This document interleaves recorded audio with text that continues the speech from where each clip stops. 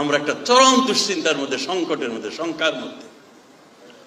গণভবনে গেলাম, মাননীয় প্রধানমন্ত্রী বললেন, উনি খুবই কম কথায় বললেন, আপনারা ঘরে যান, কর্মীদেরকে সজাগ করেন, যে কোনো পরিস্থিতি আমাদের মোকাবেলা করতে হবে। সারা জাতি টেলিভিশনের সামনে বসে আছে, একটার পর একটা দেখছে কি হয়। আপনাদের মনে আছে রাত 12টার সময়, 12টার পর থেকে 1টার পরে 2টার মধ্যে শাপলা চত্বর পরিষ্কার হয়ে গেল। শাপলা চত্বর পরিষ্কার হলো। শাপলা চত্বর হলো স্যান্ডেলের শাপলা চত্বর।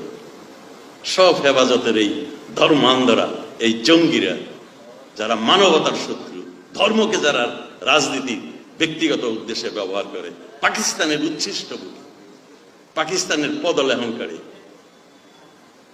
এই পাকিস্তানিরা কোনোদিন বাংলাদেশকে সম্মান করে কথা বলে নাই।